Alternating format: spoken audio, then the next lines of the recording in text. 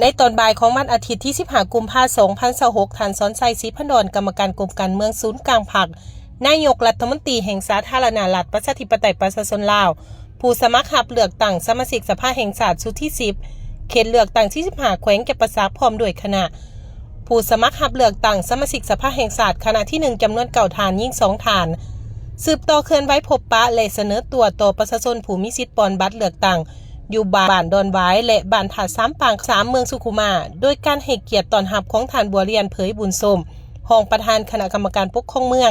ผู้สีน้ำเวียกงานเศรษฐกิจเมืองสุขุมามีคณะผักหักฐานบ้านเลขาผักบ้านในบ้านตลอดหอดพ่อแม่ประชาชน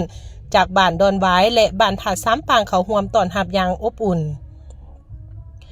ในพิธีผู้มีสิทธิ์เลือกตั้งได้รับฟังการผ่านประวัติหย่อและการเคลื่อนไหวของผู้สมัครสมาชิกสภาแห่งชาติเขตเลือกตั้งที่ 15 ทั้ง20 ฐาน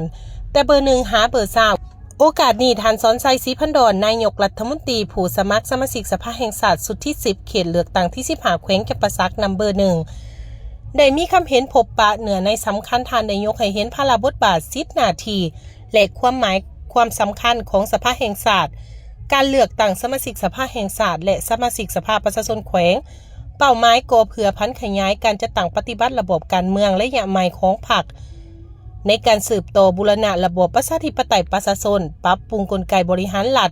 ให้กลายเป็นอำนาจของประชาชนโดยประชาชนและเพื่อผลประโยชน์สูงสุดของประชาชนอย่างแท้จริงเพื่อก้าวไปสู่การเปลี่ยนแปลงและการพัฒนาที่ดีขึ้น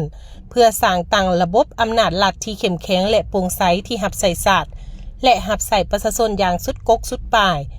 และที่สำคัญการลงพบปะประชาชนของผู้สมัครสมาชิกสภาแห่งชาติคณะที่ 1ในครั้งนี้ก็เพื่อให้ประชาชนผู้มีสิทธิ์ปอนบัตรเลือกตั้งรับรู้เข้าใจและกำแหน่งอย่างเลิกซึ้งและพร้อมกันปฏิบัติสิทธิ์พันธะและไปใส่สิทธิ์เลือกตั้งในมือเลือกตั้งให้รับประกันผลสำเร็จได้ตามขาดหมายที่กำหนดไว้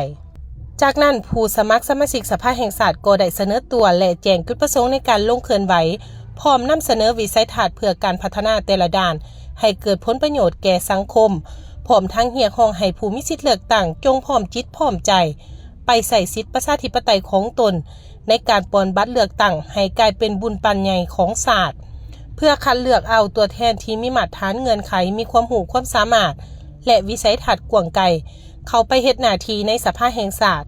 ในโอกาสนี้ท่านนายกรัฐมนตรีพร้อมคณะก็ได้เที่ยวชมถาดสามปางซึ่งเป็นแหล่งท่องเที่ยวด้านประวัติศาสตร์ของบ้านของเมืองนำอีกด้วย